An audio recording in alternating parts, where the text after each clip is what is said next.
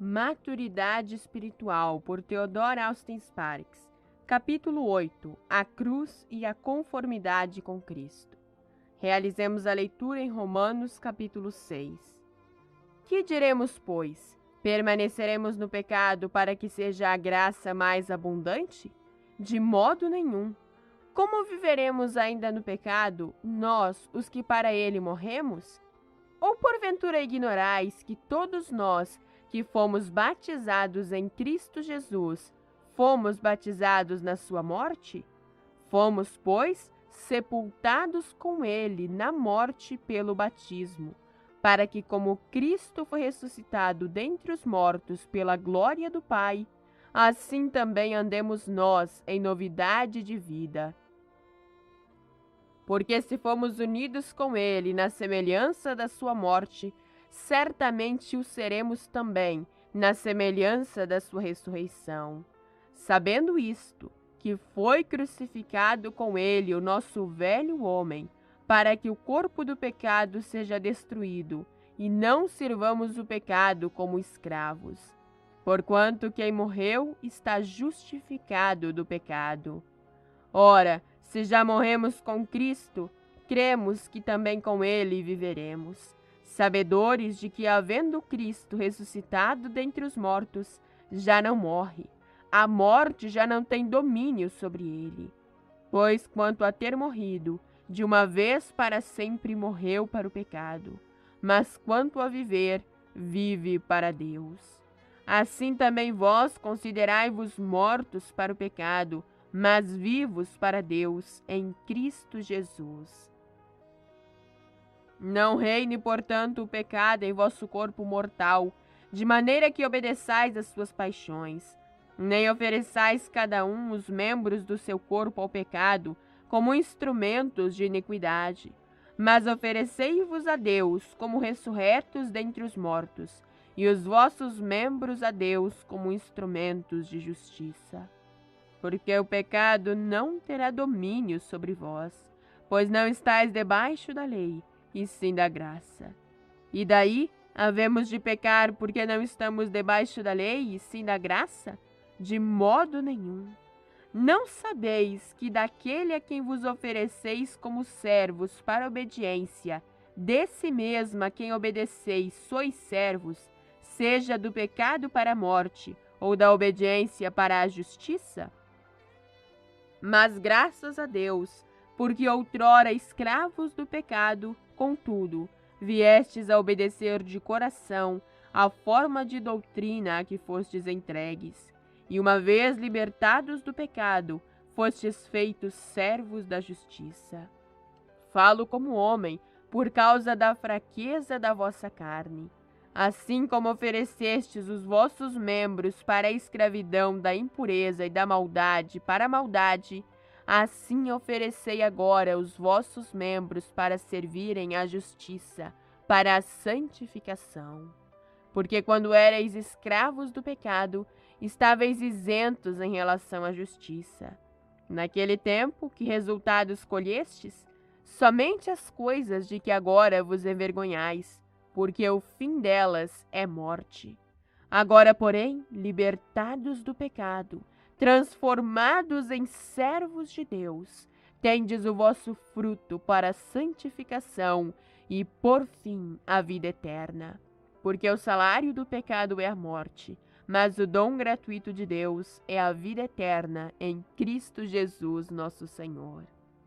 Assim estivemos lendo em Romanos, capítulo 6.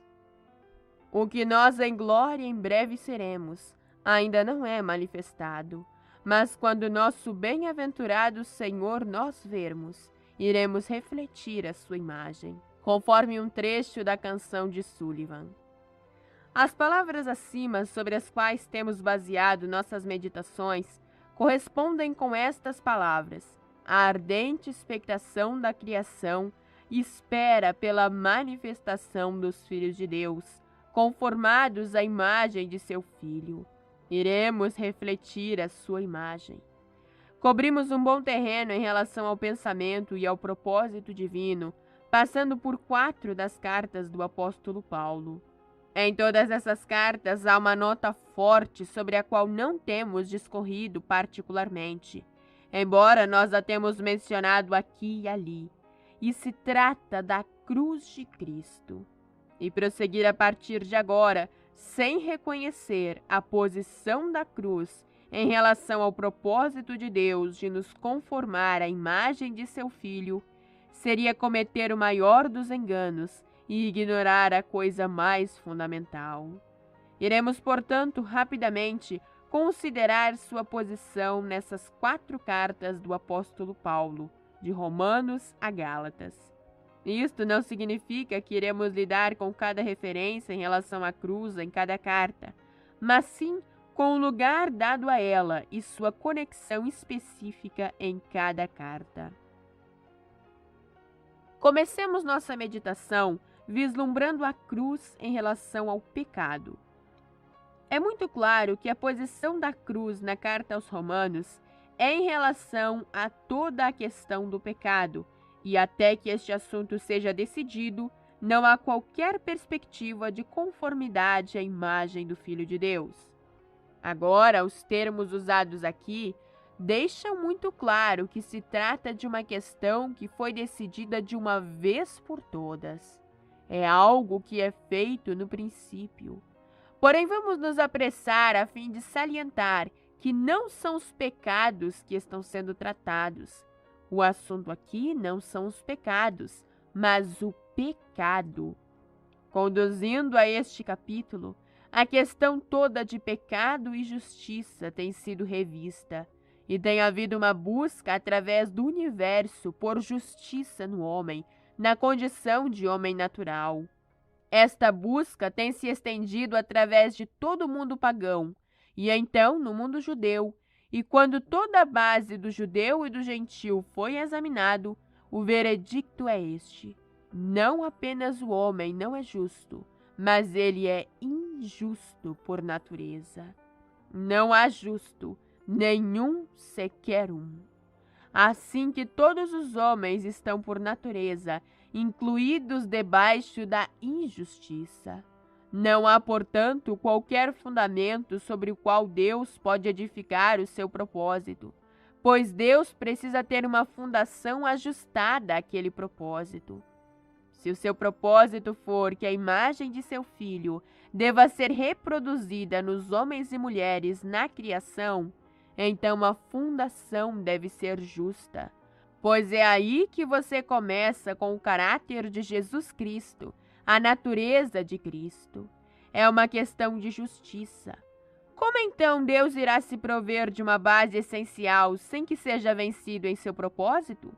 Deus enviou o seu Filho na semelhança da carne, e assim, em relação à raça injusta, ele se fez pecado. Ele tomou a natureza injusta do homem sobre si, em sua cruz, numa forma representativa, embora em si próprio não houvesse pecado. Porém, como substituto e representante de uma raça que está condenada, julgada e debaixo da morte, ele, como um representante inclusivo e racial, morreu sob as mãos do divino julgamento. E nele a raça foi levada a morrer, do ponto de vista de Deus. É assim que Deus vê. Nele o pecado é tratado, a injustiça é removida. Em sua ressurreição ele se levantou da morte para a glória do Pai. Não há glória exceto onde há justiça. Em sua ressurreição você tem um representante justo, como em sua morte você tem um representante injusto. Em sua morte ele é oferecido como um substituto em favor do pecador. Em sua ressurreição ele é apresentado como um substituto em favor daquele que crê, em favor do santo. Agora o desafio é: quem é justo? Todo o argumento nesta carta aos Romanos, como você sabe, tem a ver com aquela justiça que é pela fé em Jesus Cristo. Isto é, quanto a ser, por um lado, iremos exercer fé em Jesus Cristo como nosso substituto na morte, no julgamento, sob a mão de Deus para a destruição, e iremos colocar as nossas mãos sobre a sua cabeça e dizer: este justo é aceito em meu favor. Ele é o meu representante diante de Deus. Sua justiça é minha. Isto é exercer fé em Jesus Cristo. E Deus computa a sua justiça como sendo nossa. Coloca em nosso crédito. E assim a questão do pecado é eliminada na morte do Senhor Jesus. Quando pela fé nos identificamos com Ele em sua morte, somos achados no lugar onde todo o corpo do pecado foi exterminado. E então, quando pela fé nos identificamos com Ele na ressurreição, todo o corpo da justiça abunda e somos contados justos por Deus. Este é o elemento simples do Evangelho. Você está familiarizado com isto, porém é aí onde Deus inicia, e esta é a fundação. Na cruz, todo o corpo do pecado, o qual estava impedindo que Deus realizasse o seu propósito, é removido da presença de Deus. O próprio Deus o removeu, e Deus trouxe a justiça por meio da ressurreição de Jesus Cristo, e desta forma proveu-se de um fundamento sobre o qual pode realizar a sua obra, o seu propósito, de conformar os que creem à imagem de seu Filho. É importante, então, para nós reconhecer que toda a questão do pecado foi resolvida. Todo o corpo do pecado foi removido em Cristo Jesus. E pela fé, aceitar esta posição, como também que todo o corpo de justiça em Cristo Jesus foi manifestado por Deus na ressurreição, e que isto é assim na medida em que cremos. Somos contados como justos diante de Deus, por meio da fé em Jesus Cristo. Até que isto seja estabelecido, não podemos chegar a lugar algum. Enquanto tivermos questões sobre isso, Deus não pode prosseguir com a conformação à pessoa de Cristo. É por isto que dissemos que a questão não é aquela de pecados, mas pecado. Iremos descobrir, após esta questão ter sido resolvida, que há ainda elementos daquela velha criação em nós, mas que agora Deus começa sobre a base da justiça, a fim de tratar com eles, a fim de nos conformar à imagem de seu Filho, de modo que a justiça vence a injustiça e a natureza do Senhor Jesus vence a velha natureza. Porém, o essencial no início das operações de Deus é que nós aceitemos o todo como já realizado em seu Filho, Jesus Cristo. É como se Deus estivesse tirando do depósito pleno e final que está na pessoa de seu Filho e tornando real em nós na medida em que exercemos a fé nele. Não precisamos dizer mais sobre a carta aos Romanos. Pode ser que algumas pessoas ainda não tenham passado de Romanos capítulo 6. Bem, o chamado é muito claro. A posição é inequívoca. O apóstolo diz que esta posição pode ser assumida em fé, e o batismo é a forma na qual o testemunho é levado ao fato de que assumimos aquela posição. Em nosso batismo, nós aceitamos a posição, declarando que fomos plantados juntamente com ele em sua morte, e também estamos unidos com ele na semelhança de sua ressurreição. É aí onde começamos. Temos justiça com a qual podemos começar a fundação essencial de Deus. Sempre que você sai desta fundação, você impede a obra de Deus. Sempre que você tiver dúvidas em permanecer diante de Deus sobre a base da divina justiça, imediatamente remove a mão de Deus sobre a sua vida, no sentido de conformá-lo à imagem de Cristo. Porém, enquanto você assumir esta posição de fé, a mão de Deus pode fazer a obra. Não discuta sobre isto.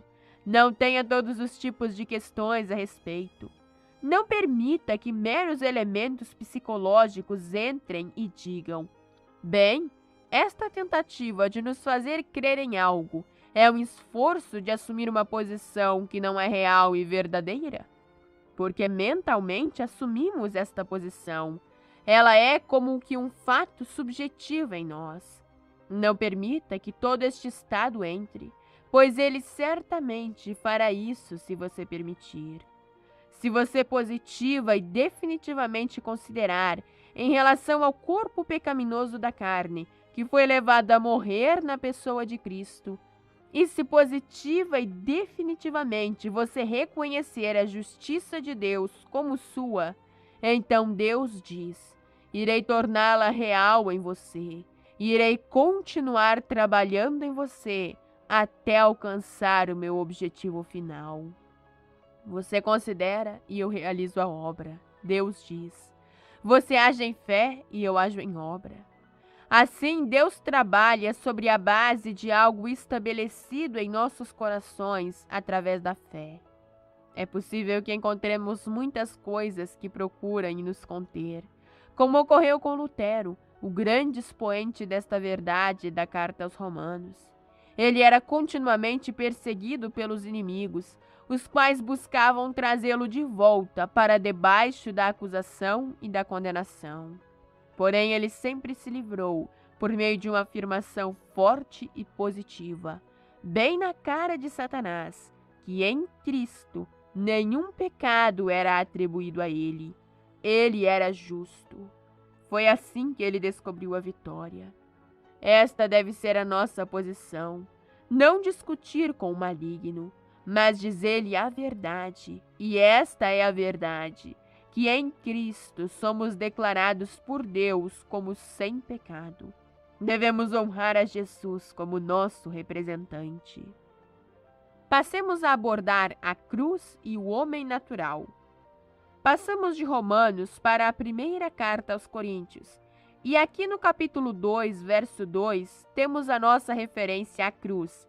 Pois nada me propus a saber entre vós, a não ser a Jesus Cristo e este crucificado.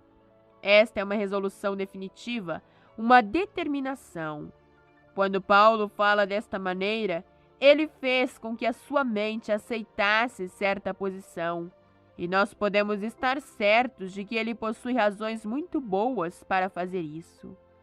O motivo fica muito evidente na medida em que você lê esta carta.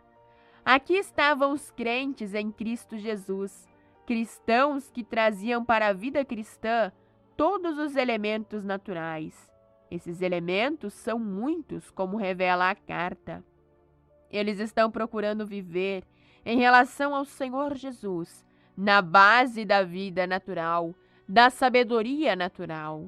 Este é o assunto dos capítulos 2 e 3, da força natural, preferências naturais, gostos e desgostos naturais. O apóstolo não fala que eles não são regenerados. Ele os chama de povo do Senhor, porém ele diz que são carnais. Isto é, cristãos carnais. Eles falam como os homens naturalmente falam. Eles pensam como os homens naturalmente pensam. Eles desejam e escolhem, e selecionam como o fazem os homens naturalmente. E de toda maneira, eles estão fazendo o que os homens fazem por natureza. Ele coloca isto em contraste com o que os homens pensam, falam, sentem, desejam e selecionam quando espirituais. Assim, ele coloca dois homens em oposição aqui, o homem natural e o homem espiritual. O primeiro ele chama de homem da alma, o homem natural. O outro ele chama de homem do espírito, o homem espiritual. A palavra usada para o último é uma palavra muito interessante quando você a divide. Homem pneumático. Eikos é uma forma semelhante. Um ícone, uma forma, uma semelhança, uma imagem. Pneuma é espírito. Assim, a palavra que você tem quando faz a separação é formado segundo o espírito, ou feito adequado para o que é espiritual. O outro homem é formado segundo o natural, segundo a alma.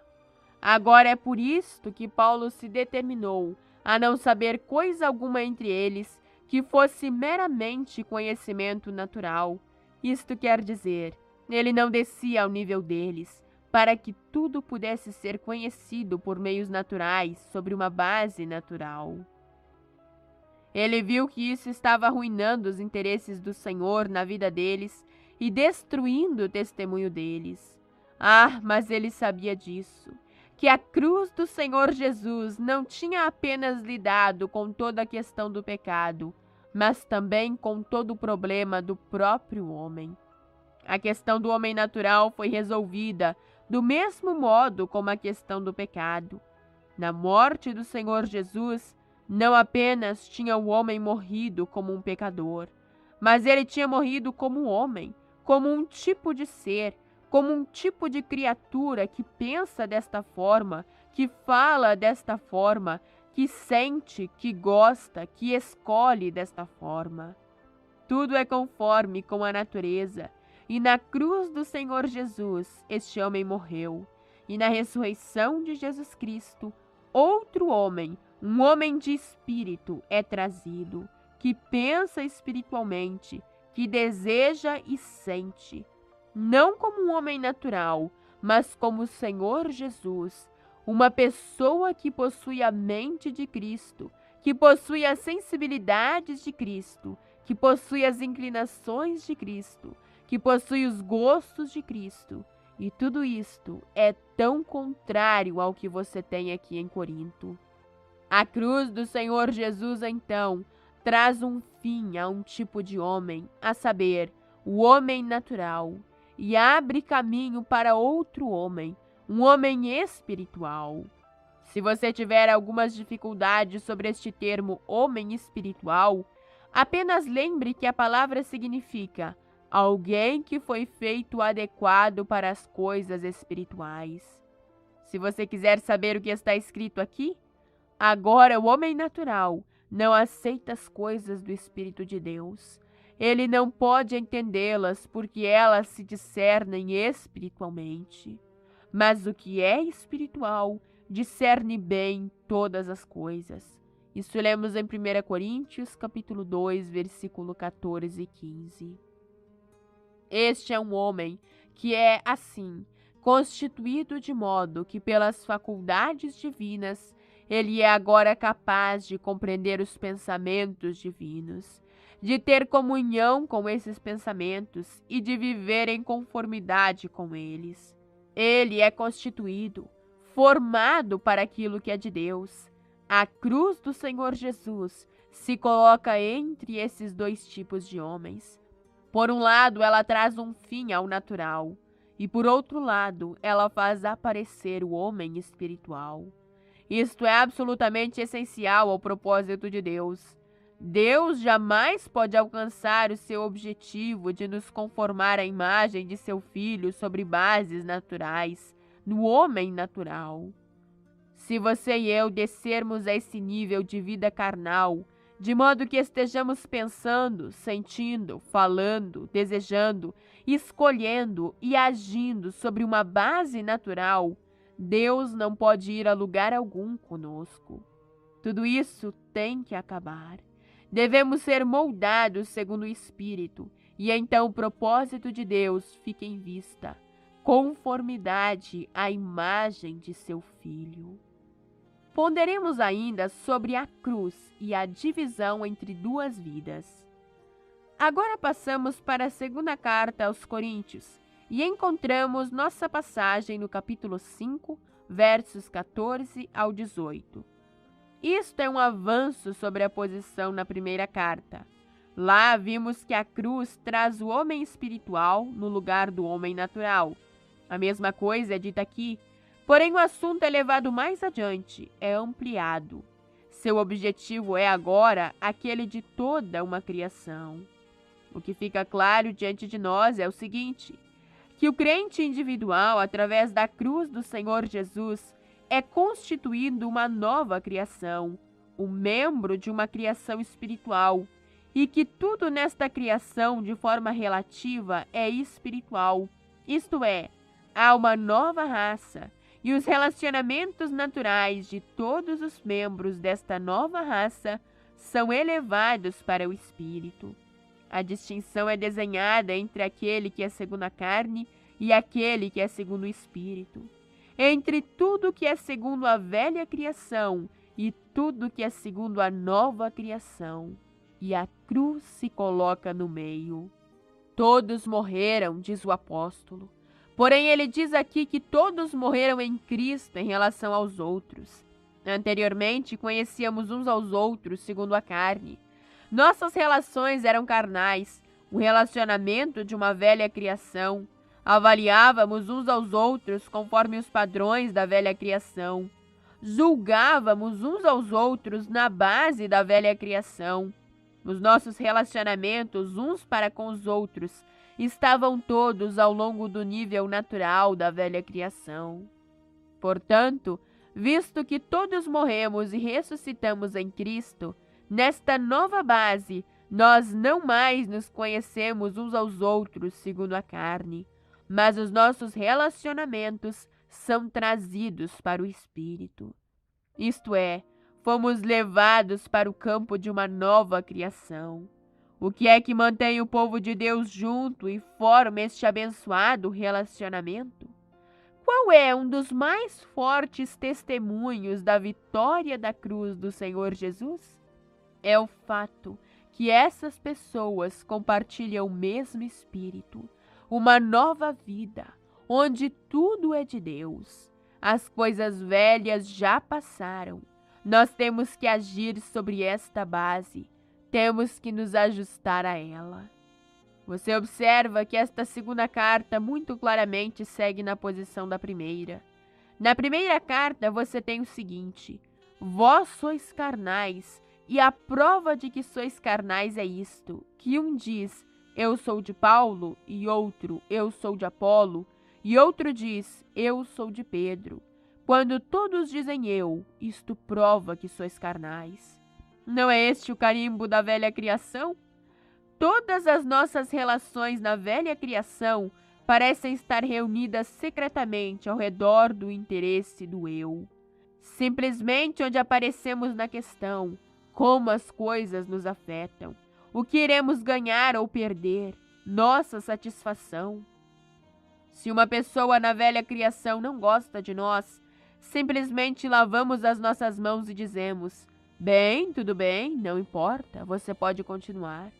Nós gostamos de ser queridos e não temos qualquer interesse naquilo que não gratifica o eu de uma forma ou de outra. Em algum lugar você irá descobrir que o elemento eu é que domina. O apóstolo diz que a cruz do Senhor Jesus trouxe um fim a isto, e nossas relações são feitas numa base completamente nova. Os benefícios pessoais de nossas relações não mais são considerados, mas nós nos conhecemos uns aos outros segundo o Espírito e ministramos Cristo uns aos outros. Você não mais é um objeto sobre o qual eu fixo a minha atenção a fim de obter algum benefício. Você me odeia, mas eu te amo ainda mais. Você trabalha contra mim, mas eu oro por você. Esta é a linha da nova criação. É um tipo diferente de coisa. Daí por diante, nós não mais conhecemos nenhum homem segundo a carne. Eu não estou dizendo que sempre vivemos neste nível, mas sim que esta é a forma de Deus nos conformar à imagem de seu Filho.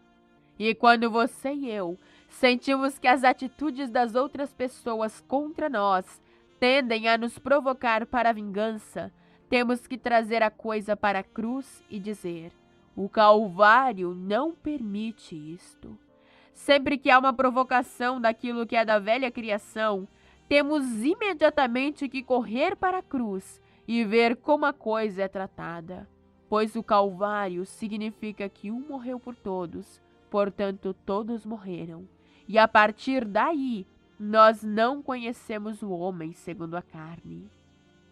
Analisemos, todavia, a relação entre a cruz e duas esferas ou modos de vida. Iremos finalizar com uma palavra de Gálatas. Quanta coisa há lá em Gálatas sobre a cruz! Como dissemos, há 4 grandes referências à cruz na carta. Dessas 4, uma é muito familiar a nós. Porque eu pela lei morri para a lei, para que pudesse viver para Deus. Estou crucificado com Cristo, e vivo não mais eu, mas Cristo vive em mim. E a vida que agora vivo na carne, vivo-a na fé, a fé que está no Filho de Deus, o qual me amou e a si mesmo se entregou por mim. Assim lemos em Gálatas capítulo 2, versículo 19 e 20. A cruz do Senhor Jesus, na qual eu fui crucificado.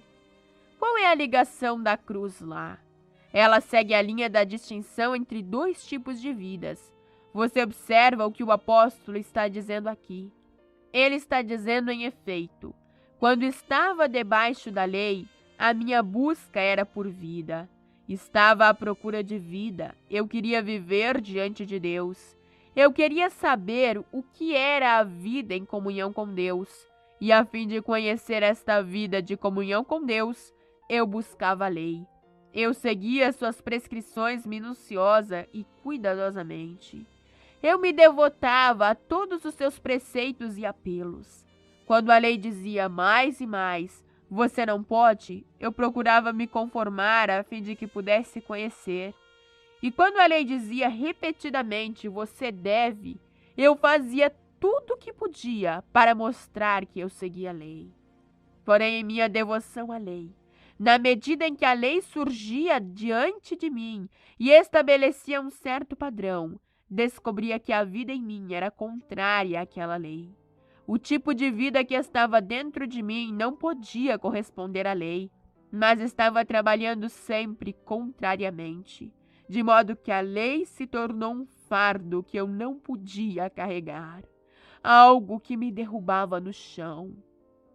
Ao invés de me salvar, ela apenas me fazia sentir quão mal eu era. Ao invés de me trazer vida, ela apenas tornava a morte uma grande realidade por causa da vida que estava dentro de mim.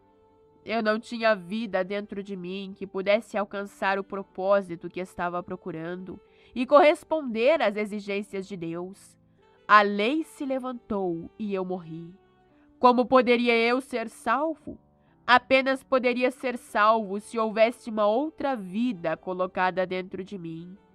Se uma outra vida for colocada em mim, então ninguém precisa me dizer você deve e você não deve. Terei um padrão completamente diferente. Se tão somente eu pudesse ter a vida de Deus, eu então poderia ter a natureza de Deus. E ninguém precisaria me dizer você pode e você não pode, e me encher de mandamentos. Eu podia descobrir que tinha em mim aquilo que era do próprio Deus, uma outra vida, tornando tudo capaz. Assim o apóstolo entendeu o significado da cruz. A cruz de Jesus Cristo. Ele diz, significando o meu fim para aquela vida velha, o fim daquela velha vida muito devotada, daquela vida velha que nunca conseguia chegar a lugar algum, daquela vida velha que não podia nunca cumprir as exigências de Deus. Eu fui crucificado com Cristo para essa vida, e portanto, quando essa vida morreu, eu morri para esses tipos de coisas, para a lei.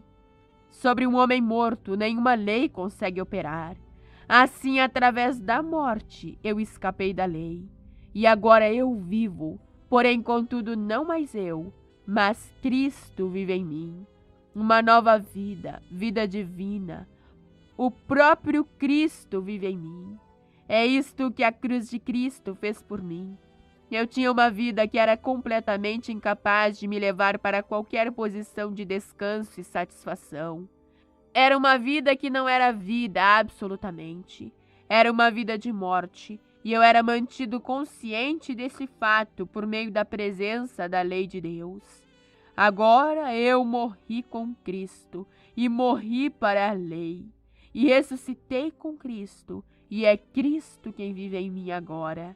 E pela vida de Jesus Cristo, que habita dentro de mim, vim a conhecer o que Cristo é.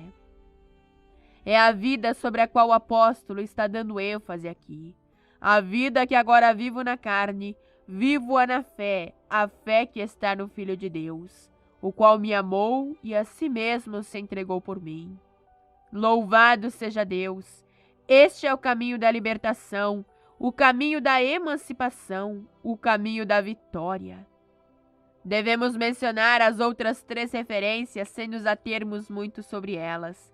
Gálatas capítulo 3, versículo 13 e 14 correspondem ao que acabamos de dizer, de modo que chega a ser quase uma reiteração. É parte do mesmo argumento. Cristo nos resgatou da maldição da lei, fazendo-se maldição por nós, pois está escrito: maldito todo que for pendurado no madeiro, para que sobre os gentios pudesse vir a bênção de Abraão em Cristo, para que pudéssemos receber a promessa do Espírito por meio da fé. Aqui você tem, através da cruz do Senhor Jesus, não apenas uma nova vida, mas um novo poder. E este poder não é outro, senão a presença pessoal do Espírito Santo na vida. Gastamos bastante tempo sobre isso em nossa última meditação, e não precisamos dizer mais nada a respeito, mas simplesmente que se o Espírito Santo, Deus Espírito Santo, é residente dentro de nós, na base de nossa ressurreição com Cristo, na base do que a morte de Cristo significou, então todo o propósito de Deus é tornado maravilhosamente possível. O Espírito Santo, que residente dentro de nós, certamente será o poder por meio do qual alcançaremos o propósito de Deus.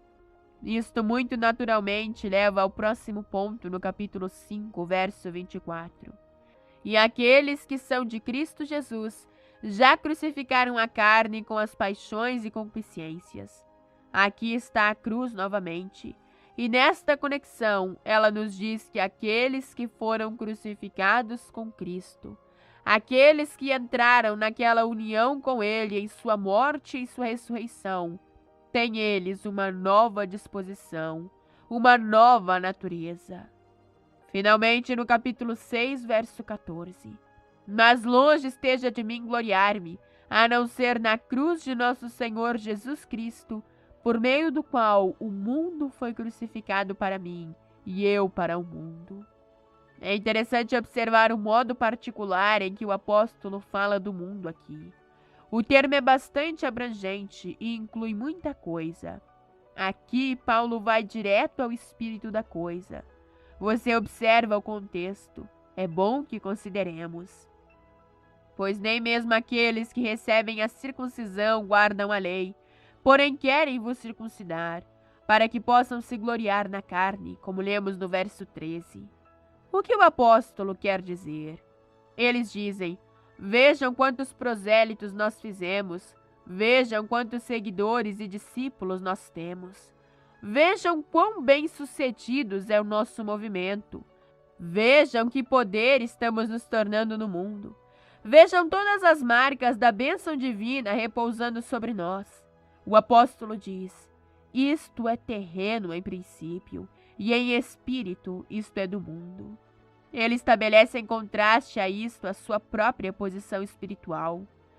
Procuro eu glória de homens? Procuro eu agradar a homens? Não, o mundo está crucificado para mim, e eu para todo esse tipo de coisa que não tem valor para mim. O que importa para mim não é se o meu movimento é bem-sucedido, ou se estou conseguindo muitos seguidores, ou se há muitas manifestações exteriores de sucesso. O que importa para mim é a medida de Cristo naqueles com os quais eu me relaciono. É maravilhoso como isto, no final da carta, recai sobre esses Gálatas e sobre todo o objetivo da carta. Lembramos das palavras nas quais este objetivo é resumido. Meus filhinhos, pelos quais de novo sinto as dores de parto, até que Cristo seja formado em vós. Cristo formado em vós, este é o meu interesse. Ele diz: é isto que importa para mim, não grandiosidade, popularidade, de modo que digam que este ministério é bem-sucedido. Isto é terreno. Estou morto para todas essas coisas. Estou crucificado com Cristo para tudo isso. O que me interessa é Cristo, a medida de Cristo em vós. Você vê como o mundo se move e como mundanos podemos nos tornar quase que imperceptivelmente ao considerarmos as coisas aparentes, de como os homens irão pensar e falar, o que dirão, que atitude tomarão, da medida de nossa popularidade, do nosso sucesso. Tudo isto é do mundo, diz o apóstolo, o espírito do mundo. É assim que o mundo fala. Esses são os valores perante os olhos do mundo, porém não diante dos olhos do Cristo ressurreto. Na nova criação, no lado da ressurreição da cruz, apenas uma única coisa determina o valor, isto é, a medida de Cristo em todas as coisas. Nada mais tem valor, absolutamente. Não importa quão grande a coisa seja, quão popular, não importa quão favoravelmente os homens possam falar a respeito. No lado da ressurreição, isto não tem qualquer valor. O que vale é quanto de Cristo há. Você e eu, na cruz do Senhor Jesus, devemos chegar à posição onde estejamos crucificados para todas as demais coisas. Ah, você pode não ser popular, e o serviço pode ser muito pequeno, pode não haver aplausos, e o mundo pode desprezar. Porém, em tudo deve haver algo que é de Cristo. É nisto que os nossos corações devem estar colocados. O Senhor nos dá graça para esta crucificação. Há poucas coisas mais difíceis de suportar do que ser desprezado. Mas Cristo foi desprezado e rejeitado pelos homens. O que uma coisa é perante os olhos de Deus, isto deve ser o nosso padrão. Este é um padrão da ressurreição. Agora esta é a vitória da cruz. Deus não permite que nos gloriemos, a não ser na cruz de nosso Senhor Jesus Cristo. Assim você vê que em cada ponto a cruz está ligada ao propósito pleno de Deus, o de nos conformar à imagem de seu Filho. O Espírito Santo deve manter a cruz em operação em nós, e devemos manter nossa atitude em relação com a cruz, para manter o caminho aberto para o propósito de Deus, a imagem de seu Filho. Amém.